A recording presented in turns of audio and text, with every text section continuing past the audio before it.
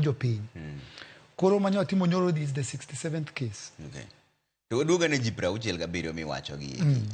Ratiro ni kanye mar neno ni ng'ato kosekony to mokuongo odhi tiyo gi pesa no e yo makare. Nikech aseneno chenro mioro godo iwacho ni ora ne ng'ato direct.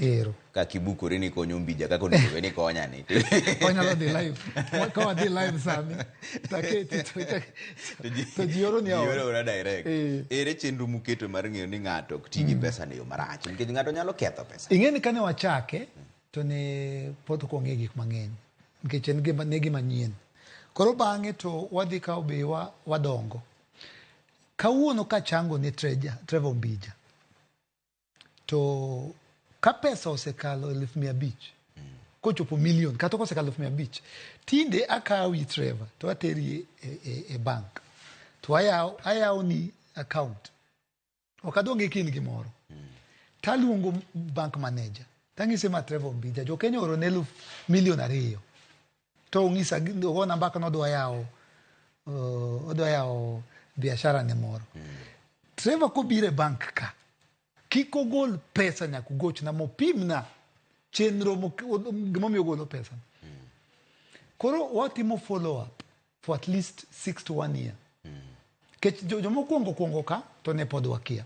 Ne wakawo 3,000,000 wakete lwet ng'ato. To bangi go ni mbaka ni baba cha kata mama cha ne jakongo kata no jagango pesa cha orumo wadok kitabu. Koro sani wamanyo kaka jogi nitie follow up. Jok moko be chuno wa mondo wamanyo negi financial advisors. Moko chuno wane ka gingiso ni kaka kijana mano chango ne nyora maja rasta maja thikani. To wacho no do nyiew tuk. Tangise ni terie mos watime research area nika. Ka tuk biro konyi. Pod watimo research naka wigni watieko wik manyien. Mondo wangise koro the goal pesa nyiew tuk. Nikech wobiro kendo iro watongiso ni pesa manomiya cha orumo. Koro sani wan gi chenro ma waluwo. Ma kwase chango ni pesa to kwa weya ni wadongidwa pesa wasemiye wan koro wadhi. Wadwa ni igni achiel, igni ariyo, igni abich from kawuono. Wanya dok chien to the first case.